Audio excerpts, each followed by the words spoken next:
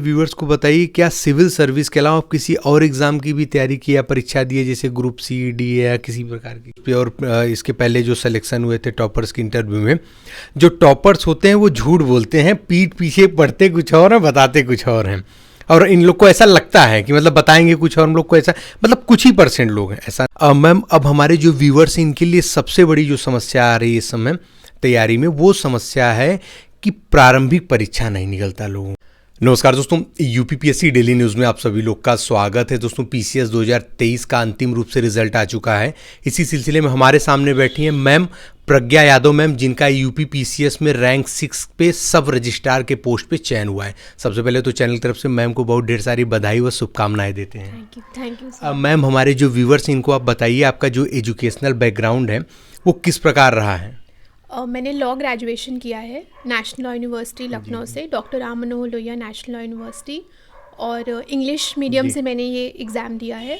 और मैं लखनऊ से हूँ, मेरा सारा बेसिक एजुकेशन लखनऊ से ही हुआ है। अच्छा मैम, हमारे व्यूवर्स को आप बताइए कि आपने कब सोचा, कब आपके अंदर ये मोटिवेशन आया कि हमको सिविल सर्विस की तैयारी करनी है?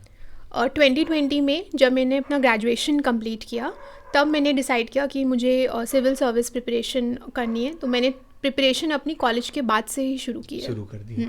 अब मैम, हमारे व्यूअर्स को ये बताइए कि आप स्टार्टिंग से ही किस प्रकार के छात्र रहे हो पढ़ने, मतलब पीसीएस अधिकारी बनने जैसे छात्र रहे हो, या फिर आपके पास कुछ ऐसा मोटिवेशन आया फिर बाद में जा कर के आप ऐसा तेज बन गए स्टूडेंट पीसीएस अधिकारी जैसा, कि कैसे छात्र रहे हो?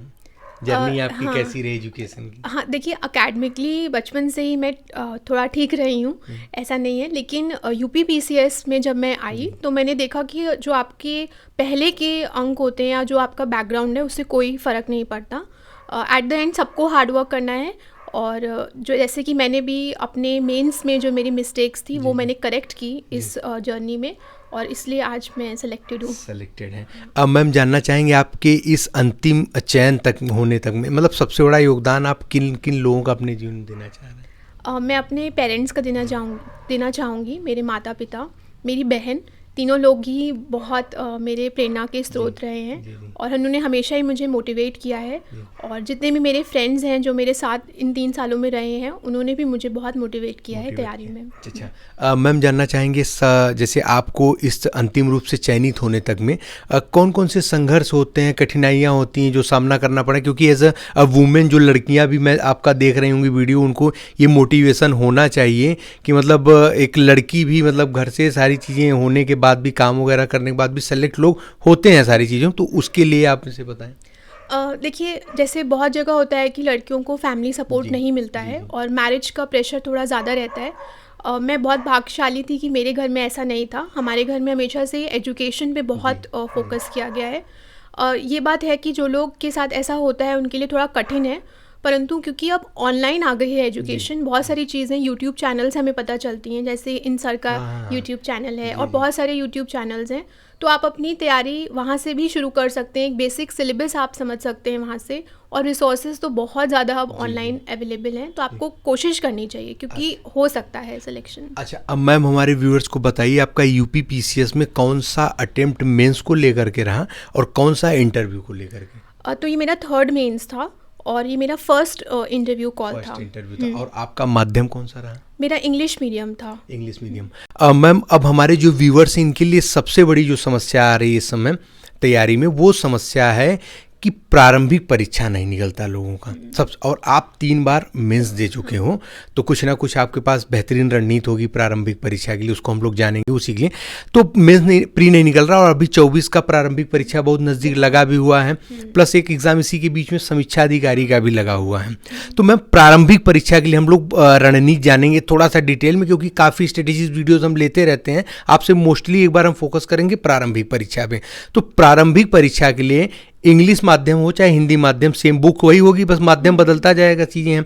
आप बताएं कि प्रारंभिक परीक्षा से कैसे आपने जब आप आए, एक जैसे नया छात्र आता है पढ़ने, जैसे बैठा, अब उसको कुछ नहीं पता है, शून्य है बिल्कुल, तो क्या आपको कहाँ से वो ज्ञान प्राप्त हुआ? सबसे पहले आपने कौन सी किताबें पढ़नी शुरू की, फिर स्टेप बाय स्टेप सारी चीज़ें आप प्राप्त होनी चली गई? देखिए, जैसे जो बेसिक बुक्स होती हैं, जब हम तैयारी स्टार्ट करते हैं, अगर आप बिल्कुल ही मैं कहूँगी स्टार्ट कर रहे हैं, तो जो बेसिक एनसीईआरटी की रीडिंग होती है, जो मुझे लगता है हर सिलेक्टेड कैंडिडेट बोलता ही है, तो उसका कारण ये है कि जब आपका फाउंडेशन अभी तैयार नहीं है तो बेसिक्स क्लियर करने के लिए आपको स्टार्ट करना चाहिए 6, 7, 8 से। लेकिन जिसको हम बोलते हैं कि जहाँ से हमें मेन प्रीलिम्स इन्फॉर्मेशन मिलना स्टार्ट होती है, वो 11th क्लास की एनसीईआरटीज़ होती हैं। ज्योग्राफी की एनसीईआरटी हो गई, पॉलिटी की हो गई, इंडियन कॉन्स्टिट्यूशन एट वर्क, ये एनसीईआरटीज़ ऐसी हैं कि वो आपको प्रीलिम्स में बहुत ज़्यादा हेल्प करती हैं। और लेकिन बेस आपका 6, 7, 8 से आप बना सकते हैं, एक ऊपर रीडिंग करके आप उसको समझ सकते हैं, लेकिन बार बार उसको मत पढ़िए, क्योंकि जो एनसीईआरटीज़ 11th की हैं वो ज़्यादा महत्वपूर्ण हैं।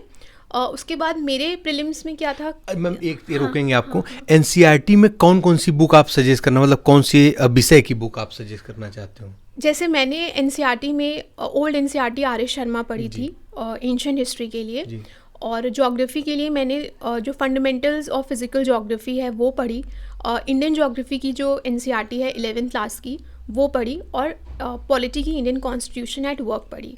एनसीईआरटीज़ मैंने यही पढ़ी हैं बेसिक के लिए। और फिर मिडीवल हिस्ट्री मैंने तमिलनाडु बोर्ड बुक से कवर करी थी। आप सतीश चंद्रा भी पढ़ सकते हैं एनसीईआरटी की, वो भी बहुत अच्छी है, पर मुझे वो तमिलनाडु बोर्ड ज़्यादा अच्छी लगी, तो मैंने उससे ही अपनी पढ़ाई कंटिन्यू की। अच्छा, ठीक है मैम। हमने जहाँ तक अधिकांश इंटरव्यू लिए हैं तो इंग्लिश माध्यम वाले अधिकांश तमिलनाडु बोर्ड वाला ही प्रीफर करते हैं, और बाकी हिंदी वाले ही सतीश चंद्रा को ज़्यादातर देखते हैं। एक्चुअली उसमें वो बुक बहुत छोटी है, बहुत टू द पॉइंट लिखा है, और वो ऐसी है कि उससे आपको नोट्स बनाने की ज़रूरत नहीं है, वो खुद ही एक नोट्स के फॉर्म में है, तो आप डायरेक्टली उसी से पढ़ें। पहली बार में सब कुछ मार्क ना कर लें, पहली रीडिंग में आप सिर्फ एक पढ़ें, फिर सेकंड में आप पेंसिल से मार्क करें, थर्ड रीडिंग में आप अपने जो मार्कर है उससे मार्क करके इंपॉर्टेंट पॉइंट्स को हाईलाइट करें। मैम जैसे कि आपने अभी बताया कि एनसीईआरटी की यही बुक्स पढ़ी थी, फिर उसके बाद और कौन से जीएस के लिए क्या क्या पढ़ा आपने? हाँ, तो जैसे हम जीएस 1, 2, 3, 4 में डिवाइड करते हैं। नहीं, अभी नहीं, मेंस में नहीं जा रहे हैं हम लोग। अभी हम जानना चाहेंगे प्रारंभिक परीक्षा के लिए। हाँ, प्रारंभिक परीक्षा में ही जैसे आपने एनसीईआरटी पढ़ी, एनसीईआरटी में कुछ 3 ही किताबें आपने पढ़ी, मतलब हिस्ट्री पढ़ा, भूगोल पढ़ा, और एक और आपने बताया जो है। उसके बाद जैसे आपने पॉलिटी पढ़ी, तो पॉलिटी कहाँ से पढ़ी, जनरल साइंस कहाँ से पढ़ा, पर्यावरण कहाँ से पढ़ा, इस पर थोड़ा डिस्कस करें। तो पॉलिटी के लिए मैंने एम लक्ष्मीकांत पढ़ी, वो पढ़ना तो अनिवार्य है क्योंकि उससे बहुत क्वेश्चन आते हैं। बाकी जो हमारी कॉन्स्टिट्यूशन की रीडिंग होती है, जैसे आजकल यूपी में आर्टिकल पूछे जाते हैं और उनके सामने उसका विषय लिखा जाता है जो आपको मैच द फॉलोइंग करना होता है, तो उसके लिए मुझे लगता है कि जो एक बेसिक आर्टिकल्स की रीडिंग है, जो बहुत बेसिक है, आर्टिकल 14, 21 जो सबको आने चाहिए, वो मैंने पढ़े।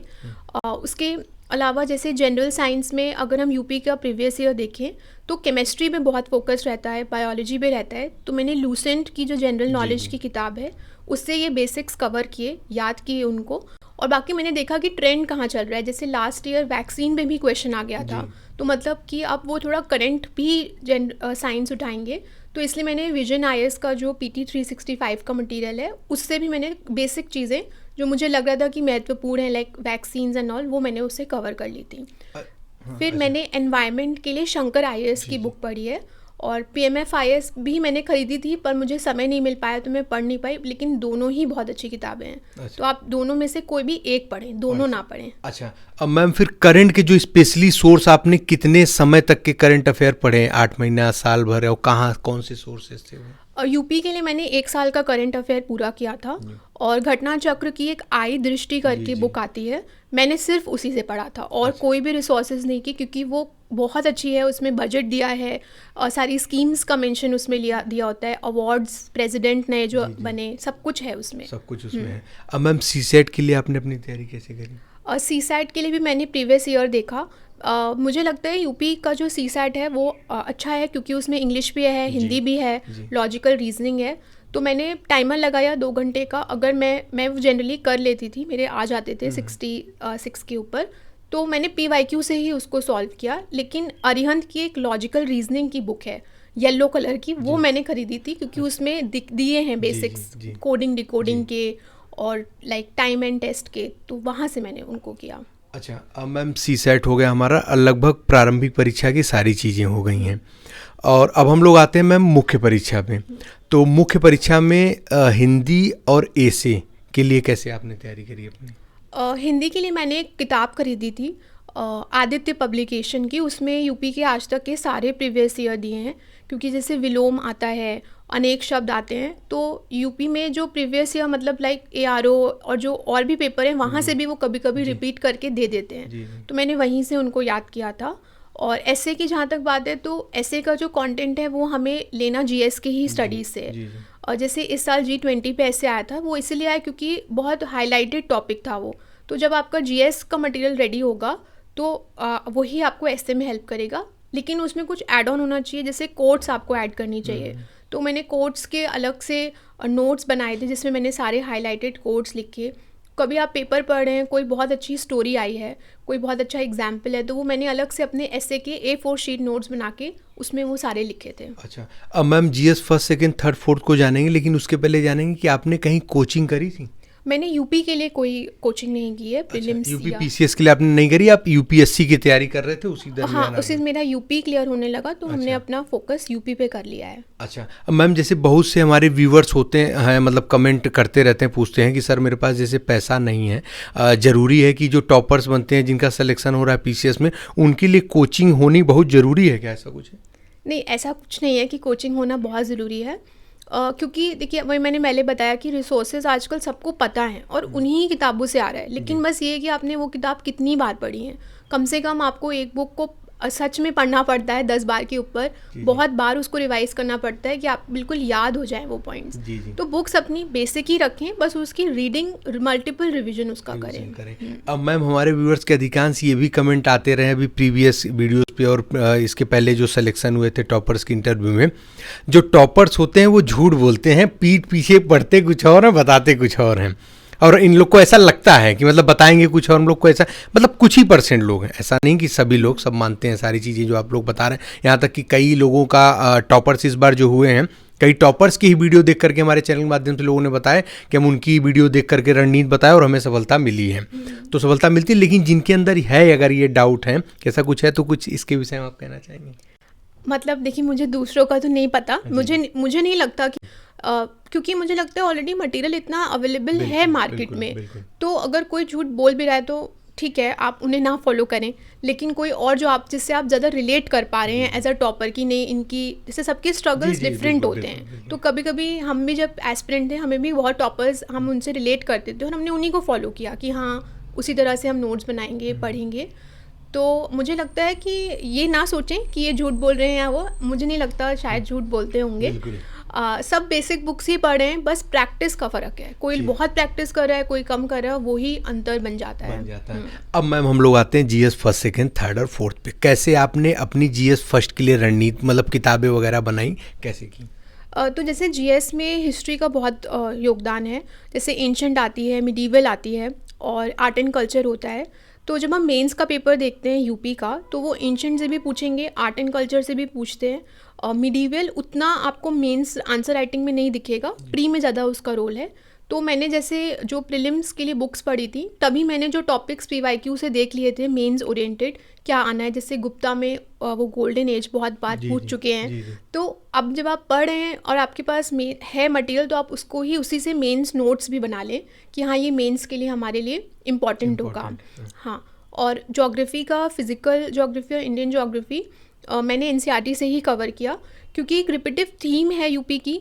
जैसे अगर आप पेपर देखेंगे तो वो लैंडफॉर्म्स पे बहुत क्वेश्चन पूछते हैं, ट्रॉपिकल टेम्परेट साइक्लोन्स पे क्वेश्चन आता है, तो आप उसको अलग से प्रिपेयर कर लें। अब यही समझना कैसे हो पाता है जब आप PYQ देखेंगे, अगर आप प्रीवियस ईयर पेपर नहीं देखेंगे आपको पैटर्न नहीं समझ में आएगा कि क्वेश्चन क्या पूछा जा रहा है। तो मैंने ये दोनों की। बाकी आर्ट एंड कल्चर में मैंने एक टेलीग्राम चैनल ज्वाइन किया था, वहाँ पे नोट्स बहुत अच्छे थे। और क्योंकि इनिशियली जब 21 में मैंने ऑनलाइन कोर्स किया था अनअकैडमी का, तो उनके भी वहाँ एक सर हैं प्रतीक नायक सर, उनके नोट्स बहुत अच्छे थे आर्ट एंड कल्चर के, तो मैंने वो वहाँ से कवर किया है। अभी सोसाइटी जैसे है, तो सोसाइटी में मैंने फोरम IAS की रेड बुक्स अवेलेबल हैं मार्केट से, वो मैंने क्योंकि मैंने घर से बैठ के तैयारी की है तो मैं ऑनलाइन मंगा लेती थी। फिर मैंने सोसाइटी उसी से पढ़ा, उसी से नोट्स बनाए हैं, और वो इंग्लिश मीडियम के पॉइंट ऑफ व्यू से बहुत अच्छा कंटेंट है उसमें, तो वो मैंने रेफ़र किया सोसाइटी टॉपिक के लिए। ये GS फर्स्ट का पूरा आपका कहाँ है? अब मैम GS सेकंड के लिए कैसे आपने लिया? तो देखिए, जैसे GS 2 में जब हम M लक्ष्मीकांत पढ़ते हैं तो वो हमें मेंस पॉइंट ऑफ व्यू से सिर्फ हमें एक इंट्रोडक्शन ही मिल पाता है उससे, या थोड़े बहुत कुछ पॉइंट्स मिलेंगे। और मेंस के लिए हमारे पास एक अच्छा मटेरियल होना चाहिए, तो ओनली आईएएस के जो बुकलेट्स आते हैं पॉलिटी, गवर्नेंस और इंटरनेशनल रिलेशंस पे, वो मैंने रेफ़र किए थे। उनमें कंटेंट अच्छा है, वो कीवर्ड्स पे बहुत फोकस करते हैं कि आंसर में क्या होना चाहिए, तो ये तीनों पार्ट्स मैंने वहीं से रेफ़र किए थे। अच्छा मैम, फिर थर्ड के लिए, जीएस थर्ड के लिए? GS3 के लिए मैंने मृणाल सर के नोट्स रेफ़र किए हैं, इकोनॉमी के। उनके नोट्स बहुत अच्छे हैं क्योंकि वो 6 पिलर्स में डिवाइडेड हैं और वो पूरा उसमें प्री का भी कंटेंट है और मेंस का भी कंटेंट है, तो मैंने वो होल हार्टेडली वहीं से पढ़ा, मृणाल सर के नोट्स से। अब मैम जीएस फोर्थ के लिए? GS4 के लिए मैंने सबसे पहले फोरम आईएएस की रेड बुक पढ़ी थी एथिक्स पे, और डिकोड एथिक्स करके एक बुक है, रेड कलर का कवर है उसका। ये 2 बुक्स ही मैंने बस पढ़ी। मैंने इन दोनों बुक से अपने कंसोलिडेटेड नोट्स प्रिपेयर किए एथिक्स मैम के। GS first second third fourth की आपकी यही स्ट्रेटेजी रही। अब आते हैं सबसे इम्पोर्टेंट, हमारा जो ऑप्शनल इस बार यूपी में सबसे पहले नया रहा है, मतलब ऑप्शनल हटने के बाद जीएस फिफ्थ और सिक्स पेपर रहा है। तो और बहुत कम समय भी बचे हुए थे, मेंस एग्जाम लग गया था, मटेरियल मार्केट में बिल्कुल नहीं था, किताबें नहीं उपलब्ध थी, खासकर इंग्लिश मीडियम वालों या हिंदी किसी के माध्यम के लिए भी नहीं ज़्यादा मटेरियल था। तो आपने फिफ्थ और सिक्स के लिए अपनी स्ट्रेटेजी कैसे बनाई, कैसे उसके सिलेबस को कवर किया, तो उसके लिए हमारे व्यूअर्स को। हाँ, 5 और 6 का जो पेपर था वो क्योंकि प्रीलिम से पहले ही डिसीजन हुआ था, तो मैंने भी उसको, जब मेरा नाम आ गया मेंस के लिए, फिर ही प्रिपेयर किया। मैंने एक ही बुक रेफ़र की, राकेश सरस्वत सर की, येलो कलर का कवर है वो पूरा यूपी से डील करता है, ये चीज़ मैंने की। प्लस यूपी का जो सिलेबस था इस बार का, हर मतलब वो बुलेट पॉइंट्स में दिया था, 15 से 16 बुलेट्स के पॉइंट में। एक एक बुलेट पॉइंट का मैंने रिसर्च किया वेबसाइट पे। तो जैसे फिशरीज़ डिपार्टमेंट है यूपी का, एक्वा कल्चर है, तो ये सारा जो इन पे डेटा हमें मिलेगा वो ऑफिशियल वेबसाइट से ही मैंने बनाया। तो दोनों चीज़ों को मैंने कंबाइन कर लिया। सारस्वत सर की बुक से स्टैटिक नॉलेज का नोट्स बनाया, और करंट जो था कि मुझे लगा कि हमें डेटा अपने स्टेट का पता होना चाहिए, तो वो, और स्कीम्स खासकर अगर हम आंसर में स्कीम्स भी लिखेंगे तो और अच्छा लगेगा, तो वो दोनों चीज़ें मैंने वेबसाइट से ही बनाए नोट्स। वेबसाइट से बनाई, तो आपका ये जीएस फिफ्थ और सिक्स पेपर का भी पूरा हो गया। मैम, जो हमारे व्यूअर्स, जैसे आपके अंदर, जैसे जब छात्र थे आप, अभी तो आप सेलेक्ट हो गए, पीसीएस ऑफिसर हो गए, इसके पहले जब आप छात्र थे तो आपके दिमाग में कुछ ऐसे डाउट्स थे, कुछ ऐसे क्वेश्चन मार्क थे जिनका अंतिम रूप से अब चयन होने के बाद उसका आंसर आपको ही सिर्फ मिला हो, व्यूअर्स यदि आप साझा करना चाहें, ऐसा कुछ है दिमाग में? हाँ, देखिए, एक तो सेल्फ डाउट, वो तो बहुत कॉमन है, मुझे लगता है जब आप एस्पिरेंट होते हो तो वो होता ही है कि पता नहीं हमारा होगा कि नहीं। और एक मिस्टेक जो मुझे लगता है मैंने की, वो कि मैंने मेंस पे उतना प्रैक्टिस नहीं किया था, और विद टाइम मैंने जब टॉपर्स आंसर कॉपी पढ़ी तो मैंने रियलाइज़ किया कि लेवल बहुत अच्छा है, कंपटीशन बहुत अच्छा है, और इसलिए मैं सजेस्ट करूँगी कि जब भी आप मेंस दें तो आप टॉपर्स कॉपी ज़रूर पढ़ें। अगर आप हिंदी मीडियम के हैं तो आप हिंदी मीडियम की पढ़ें, इंग्लिश मीडियम के हैं तो आप इंग्लिश मीडियम के लास्ट ईयर के टॉपर्स हो गए उनकी कॉपीज़ पढ़ें, उससे आपको पता चलेगा कि वो कितना अच्छा लिख रहे हैं। और उनके आंसर से जैसे प्रेजेंटेशन, डायग्राम बनाना, वो सब मैंने सीखा, तो वो मैं ज़रूर सजेस्ट करूँगी। अच्छा, अब मैम हमारे व्यूअर्स की बताइए, जैसे मुख्य परीक्षा आप लिखने जब गए तो उसमें किस प्रकार से आपने प्रश्नों को हल किया, जैसे क्रमवार किया या फिर जो आते थे पहले उनको किया? मैं हमेशा क्रमवारी करती थी, ऑर्डर में, और ऑर्डर में ही मैंने किया, मैंने कभी सिलेक्टिव नहीं किया, क्योंकि मुझे डर लगता था कि मैं कहीं ऐसा ना भूल जाऊँ वो क्वेश्चन करना, तो मैंने ऑर्डर में ही हमेशा किया। अब मैम हमारे व्यूअर्स को आखिरी प्रश्न हमारा चल रहा है कि अभी इससे पहले हम एक चीज़ जानना चाहेंगे, कभी आप हमारा चैनल इसके पहले देखते थे? हाँ, मैंने सर का चैनल देखा है।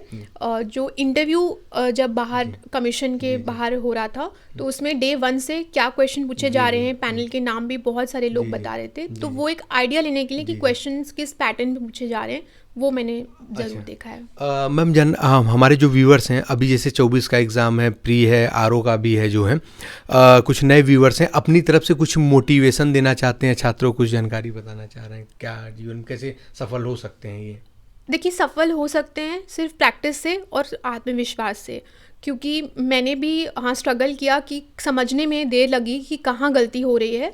अगर आप प्रीलिम्स दे रहे हैं तो प्रीलिम्स में प्रीवियस ईयर को बिल्कुल अंडर एस्टिमेट ना करें, भले ही क्वेश्चन रिपीट नहीं होता है, लेकिन जो पैटर्न है कमीशन का वो रहता है सेम। वो ऑप्शन से ही कभी कभी नया क्वेश्चन बना देते हैं, तो वो ज़रूर करें।